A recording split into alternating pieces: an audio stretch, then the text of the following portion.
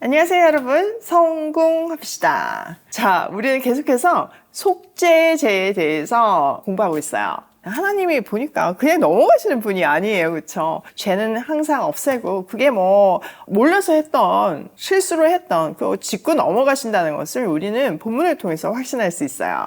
왜 그토록 죄사함을 중요하게 생각을 하실까요? 왜냐하면 죄는 하나님과 우리 사이를 갈라놓기 때문이에요. 생명이신 하나님께로부터 끊어진 인생은 죽은 인생이잖아요. 영이 죽어 있어요. 또 에너지의 공급원이신 하나님께로부터 이 에너지가 공급되지 않는다면 우리는 어떻게 해요?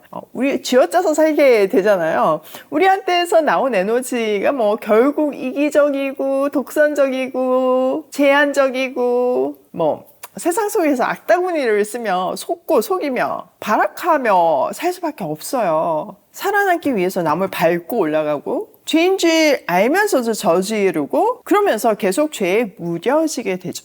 이런 사람은 행복한 인생을 살 수가 없죠. 그렇기 때문에 하나님께서 계속 강조해서 속죄가 중요하다고 말씀해 주시는 거예요. 너무나 세밀하게 다양한 방법으로 자세히 알려주시잖아요. 그러니까 우리가 몰라서 넘어가서 이럴 수 없는 거예요. 상황이 안 돼서 넘어가서 이럴 수 없게끔 하나님이 아주 그냥 도장을 찍고 가고 계세요. 자, 다시 한번 말씀드리면 이 속죄죄는 내가 지은 죄, 그러니까 고의로 지은 죄에 대한 이야기가 아니에요. 죄를 지었으면 벌을 받아야 되잖아요. 그건 다른 이야기고 이거는 우연히 뭐 실수로 지은 죄에 대한 그런 이야기죠.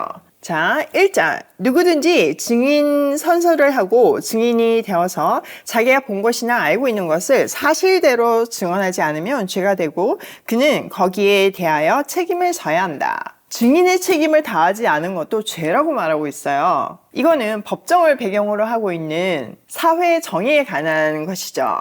두 번째, 누구든지 부정한 모든 것, 곧 부정한 들짐승의 죽음이나 부정한 집짐승의 죽음이나 부정한 들짐승의 죽음에 몸이 닿았을 경우에는 모르고 닿았다고 하더라도 그는 부정을 탄 사람이므로 깨닫는 대로 그 죄를 속하여야 한다. 그가 사람 몸에 있는 어떤 부정한 것, 곧 그것이 무엇이든지 그를 부정하게 할 수 있는 것에 몸이 닿았을 경우에 그런 줄을 모르고 닿았다고 하더라도 그는 부정을 탄 사람이므로 깨닫는 대로 그 죄를 속하여야 한다. 자, 종교적인 부정함도 죄라고 말하고 있어요. 율법이 있었잖아요. 그러니까 부정한 짐승을 만졌거나 부정한 사람을 만졌을 때도 그 죄를 반드시 해결해야 한다는 거죠.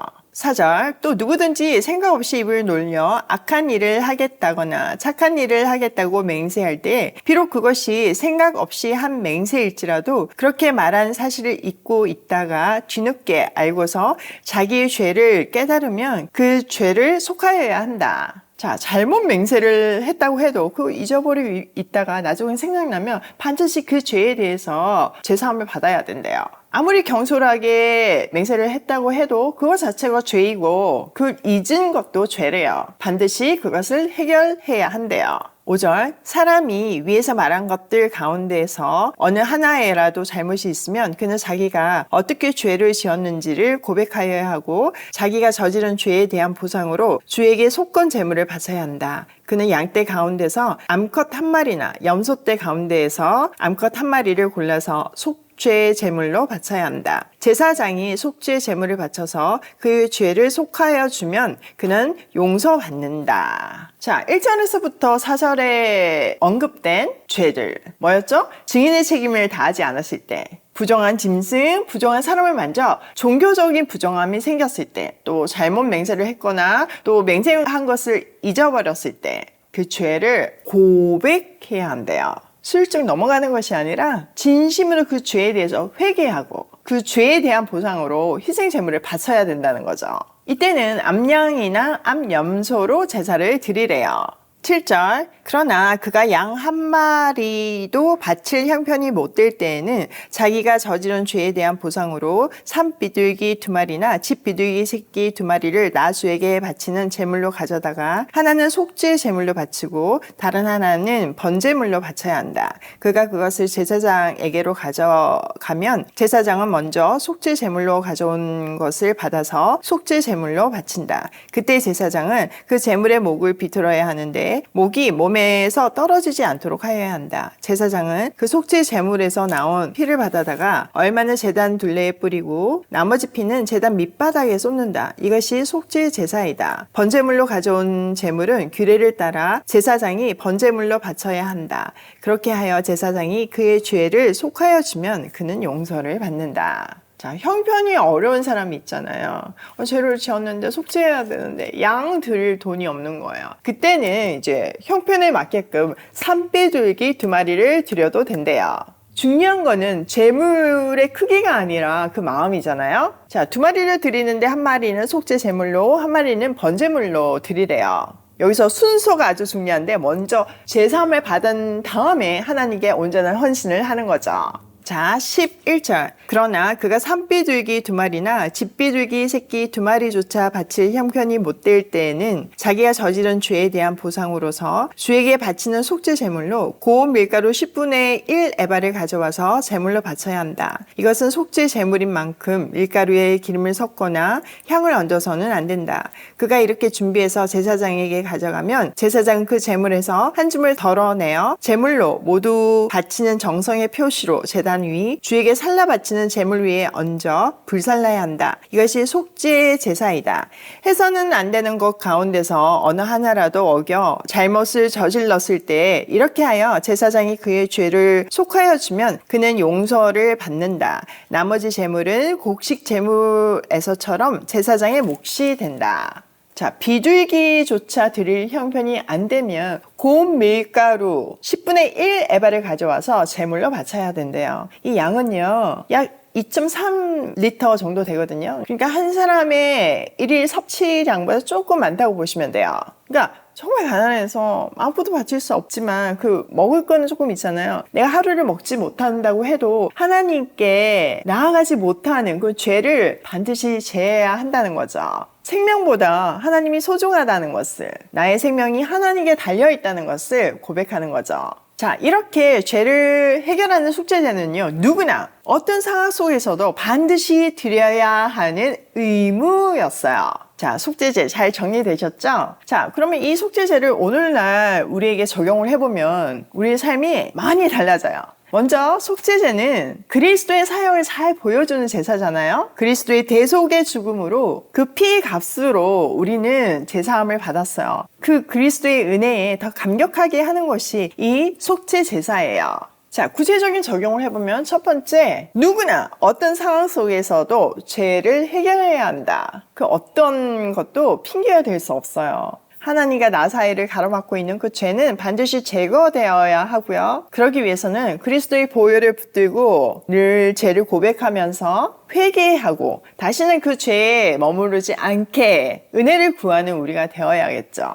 두 번째, 하나님께서 리더의 자리에 세우시고 많은 것을 맡겼다면 더 경건하고 거룩하게 살아야 한다. 지금 속죄제 보면 리더의 자리에 있는 사람, 제사장 더 큰 책임이 있잖아요. 왜냐면은 그 영향력이 크기 때문에 책임이 더 커지는 것은 당연한 거예요. 하나님이 여러분에게 많은 것을 맡겼다면 책임감도 엄청 느끼면서 더 정결한 삶을 살 수 있도록 노력해요. 세 번째, 신앙은 개인을 넘어서 공동체와 사회적 책임을 동반한다. 그러면 지금 너무나 가슴 아프게 교회가 사회 속에서 많은 욕을 받고 있잖아요. 이건 단순한 핍박의 문제가 아닌 거죠. 우리가 잘못해서 그런 거예요. 그러므로 교회가 회개해야 돼요. 우리가 전체 교회를 다 받고 있을 수는 없잖아요. 나부터가 진정한 그리스도인이 되기 위해서 노력해야 하는 거죠. 사람들은 나의 인생을 통해서 그리스도를 보잖아요. 우리는 그리스도의 편지임을 절대 잊어서는 안 돼요. 네 번째, 실수나 부지 중에 지은 죄도 회개해야 한다. 진짜 실수할 때 있죠. 너무 많죠, 사실. 또 잊어버린 경우도 있어요. 근데 문득 떠오를 때가 있지 않나요? 그거는요, 하나님이 떠올려 주신 거예요.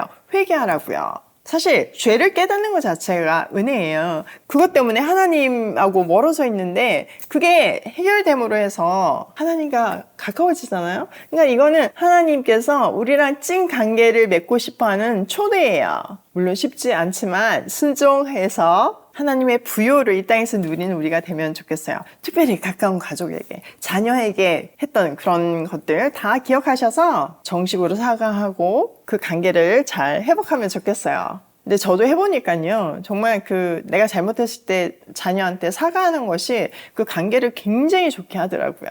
5번째, 해야 하는 것을 하지 않는 것도 죄이다. 어떤 일에 관련된 것도 있지만요. 뭐 이렇게 법정에서 증인의 역할을 안 하는 거 이런 것도 있지만요. 근본적으로 우리는 복음의 증인이잖아요. 그러니까 그 증인된 삶을 살아야 돼요. 증인답게 살지 않으면 그것도 죄랍니다. 사실 회개하는 거 쉽지 않아요. 또 누군가가 나한테 잘못했다고 얘기할 때 용서하는 것도 쉽지 않아요. 그런데 할 수 있어요. 왜냐면은 우리는 정말 용서받을 수 없는 죄인이었는데 하나님이 우리가 아직 죄인이었을 때, 여전히 죄인이었을 때 우리를 사랑하시고 용서해 주셨잖아요. 그 큰 사랑을 경험한 우리에게 할 수 없는 용서는 없는 거예요. 제가 이제 몇 달 전부터 이모 가족을 시작했어요. 이모 가족 아시죠? 보육원 아이에게 평생 이모 가족이 되어주는 거예요. 우리 하랑이 성격이 좀 이렇게 강하기 때문에 동생이면 좋겠다 이런 생각이었고 또 뭐 동성이면 더 좋아서 여자 아이를 하게 되었는데요. 제가 그 아이가 집에 오기 전에 좀 걱정이 됐어요. 우리 하랑이가 너무 질투하면 어떨까? 아니면 막 너무 자기 마음대로 하면 어쩔까? 이랬는데요. 너무 놀라운 사실은 진짜 너무 잘해주는 거예요. 다 양보하고 이렇게 잘해줄 수가 없어서 제가 진짜 깜짝 놀랐거든요. 근데 정말 오늘 말씀처럼 하랑이는 진짜 우리 가족들에게 충분한 사랑을 받았잖아요. 다 용서해주고 사랑해주고 또 양보해주고 이거 그냥 온몸으로 배운 거예요. 그러니까 가족으로 온 그 아이에게 그 놀라운 사랑을 베풀더라고요. 와, 진짜 그렇구나. 그리스도의 사랑을 받은 우리는 못할 것이 없겠구나. 나의 어떤 성격도 넘고 나의 어떤 기질도 넘어서 하나님의 사랑은 하게 하시는구나. 저는 하랑이를 통해 배웠어요. 여러분, 우리는 할 수 있어요. 오늘도 하나님께 받은 갚을 수 없는 사랑과 긍휼을 기억하며 세상을 품는 발걸음으로 고고싱해요.